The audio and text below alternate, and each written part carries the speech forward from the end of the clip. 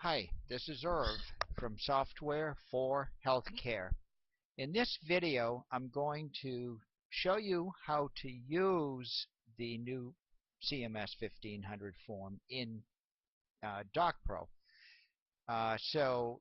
Before you watch this video, you should be first watch the plain and simple, which is up here. This video is the one right here, which is this is instructional. Okay, so you really need to make sure you see the overview, which will show you all the details of these forms. Here's the old HCFA form. Here's the new one that's due in January. It's required on April 1st, 2014. This is the one that's labeled 212 right down in there. And again, the big differences we'll be talking about today is really in the diagnosis area. This is all you really need to worry about. The other areas, the program takes care of it completely. You know, DocPro, you no longer need whether they're married or single, and you know, DocPro is just not going to print that. So we'll show you how to take care of that. So make sure you go and watch that CMS 1500 video, because that'll explain all this stuff to you. What we're going to do right now is we're just going to overview, or not, we're going to go through the details actually of quite a few different little things that tie into this. You know, it's kind of simple in one way. And again, I think if we go back and look at that one more time, here's the new form. The big difference in the new form is you can have up to 12 diagnoses. And the other, you know, and they go across this way: 1, 2, 3, 4, 5, 6, 7, 8, 9, 10, 11, 12. They're called A, B, C, D, E, F, G, H, I, J, K, L instead of 1, 2, 3, 4. And they're shown here as A, B, C, D. You can put anything from A through L here on the line items. There's only still room for 4, but you can put any 4. Now they're this is for, you know, getting ready, I believe, for ICD-10s. This 9 right here means that we're using ICD-9 codes, as you can see. But this form in DocPro can already do ICD-10s, and we'll be getting into that. But a strange thing in this form is you can already put 12 diagnoses on a form. I don't think you're going to use that if ever, but at least until we get the ICD-10s. Then you may need to start using more than 4. But I'm going to cover that today because it sort of ties into the form. At least you'll know how the form works and how to set DocPro. So let's go to DocPro and let's look at some of the lesser, probably obvious things about diagnoses in DocPro. First of all, here's a typical patient. We're on Farley-Fredericks. When you look at the screens, you don't see much about diagnoses, okay? If I was to do a charge, it would ask about them, but in this case, let's just do an edit, and I'll double-click there. If I do an edit, when I get over to here, these are the diagnoses. Now, these might look a little strange, because I have plugged in ICD-10 diagnoses, but they'll print as 9s. Okay, so that's a new feature in DocPro that will let you start using the ICD-10s. And you can now, you can see here, this is A, B, C, and D, and there's 4 there. But there's actually room for E, F, G, and H, and then I, J, K, and L. So we have room for all 12, for better or worse. And now you can use things like A, B, C, and it knows what that means, okay? You can use anything from A through L. Now, obviously, if you try to use an L, it's going to say, well, you don't have that diagnosis. But if I use A, B, C, or D, I'm okay. So you can use A, B, C, or D, 1, 2, 3, or 4. We don't really care. So let's just say, fine, that's that line item. Now, another place to look at diagnoses is up here under View Diagnoses. And there's a lot of new features in here that are interesting. First of all, they'll show every set of diagnoses. A lot of continuing care places will have the same diagnosis for an extended period of time. So you'll enter it once, and then you'll the many future charges will refer back to these. And you can have all the way up to 12 now, as you can see. But again, you'll usually deal with up to 4 for now. One thing you can do is just double click on this line right like that, and that will show you the diagnoses and show you the ICD-10s if you're using them, and the ICD-9s to go with those, and then the descriptions. The other thing you can do is edit from here, and you can double click that.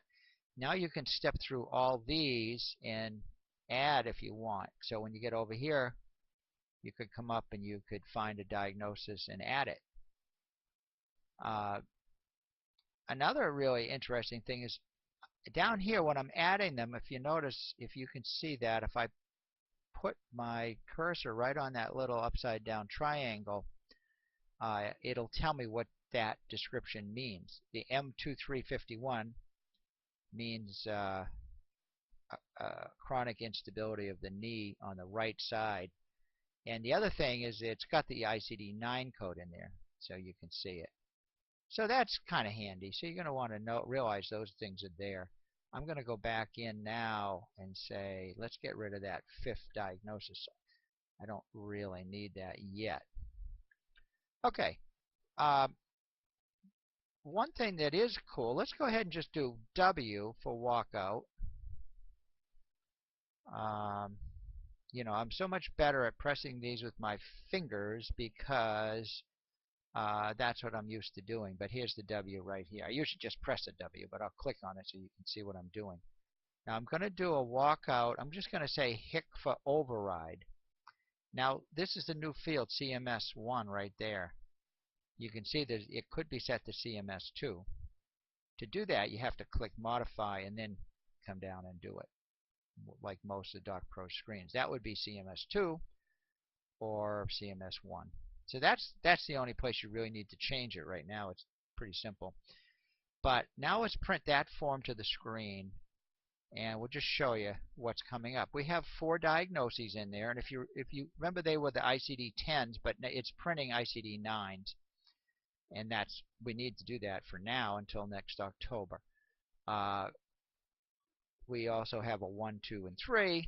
So that's the old form. This is how it has always looked. Now notice the spacing on these. We got 1, 2, 3, 4. And this 1, 2, and 3. 1, 2, and 3 go with this procedure. We're going to now print it out. Let's do another walkout, but this time let's modify it and make this CMS-2, which is the new form. Now we're going to print that, and let's see what that does. Now, see, the only difference really is you got 1, 2, 3, 4. Then you got A, B, C. Okay, so that's basically the only difference at this point. It's that easy. Okay, so basically what do you have to worry about is almost nothing, because you just put it CMS-2 and it prints it the way it needs, and you just make sure you feed in the right form. The thing is, this is a good time to start to understand some of the more complexities in DocPro. But let's say we go in here and we say, you know, we're gonna edit this line, and we'll put that there, and we'll just edit that line, and we're going to come over here, and this time we're going to add another diagnosis. So let's go here and add another one just for the fun of it. All right, and now we have 5 diagnoses, and I could actually do 1, 2, 3, 4. I don't know if it'll take a 5. No, I can't. Obviously, I can't. I can only do up to 4. But let's do 1. We'll do 1, 2, and 5. It won't do that, will it? No. But what we can do is we can do A, B, C, D, E. So we do A, B, and E. And what that means now is A, B, and E are going to be A, B, and E. Now, this is way more than most people ever get into, but this has always been here, and you're going to need to know this for ICD-10s because everyone's going to be talking about them. And just know you can do them. They're right here. It's a piece of cake. Okay. So now let's say, okay, so now let's go there. Now we got our 5 diagnoses. Let's go do a walkout. And this time I will just hit keys. It's a lot quicker. And I'm going to do it this way. Let's do a walkout, HICFA. And I'm just going to try printing to the old form. But remember, I had put too many diagnoses in. It says error, diagnostic pointer too high, CMS-1 form limited to 4 diagnoses. So I'm in trouble. I can't print to that form because, of course, you can't. So we can't print 5 diagnoses on the old form. So let's go to the new form and see, okay, let's see what happens on that. And let's go ahead and print it. And there we go. We actually got 5 diagnoses to print. Even though we're still using 9 ICD-9s, this will have a 0 when we use ICD-10s, and these codes will look like S43.123 or something. These will look totally different on ICD-10s. But they'll be in exactly that spot, and the new form, even though we use an ICD-9s, now has to use the letters down here. So you can use more than 4 forms on the new form if you want to, but I don't think you will be until you get to ICD-10s. That's a lot that we just covered, okay?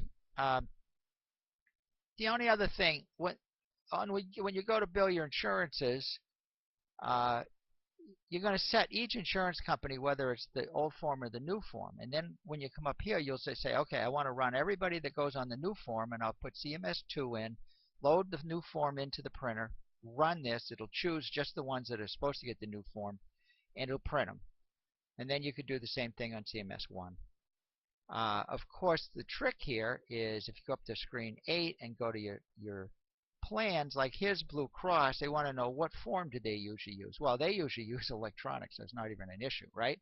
But you could say, okay, well, they usually use the new form, right? You'd have to edit this. I think you have to edit and get up there, and then we'd say, okay, yeah, they usually use the new form, which would be CMS-2. So now Blue Cross Federal is going to go on the CMS-2. It's that easy. There's like nothing to this. Okay, there's like two places, and then you just put the right form in, or one place really.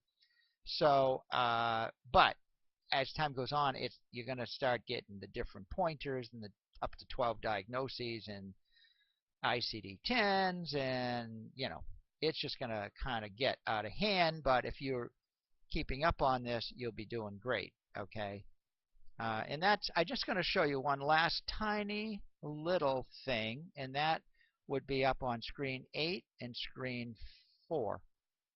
This new diagnosis table is now, this is still just an ICD-9, and down here is ICD-9, and here's the description. This is all extra new stuff. You don't have to use this until October, but if you do decide to use it, which I recommend you do, then you can start putting in the ICD-10 stuff. Now, and the nice thing is you can enter in ICD-10s, and then when you're printing up until October, it'll still use this code, the ICD-9. So it's got this pretty neat converter in there, so you can start using ICD-10s now. So if you want to understand the ICD-10s, watch the next tutorial, and that'll show you how to do that. So really, you're all set. Just go buy some new forms, start using them on April 1st, and kind of keep an eye open for what the insurance companies want. They probably will all want to go April 1st, and there'll be a quick way to convert everybody to those forms. So that's it for today. Have a great day, and goodbye.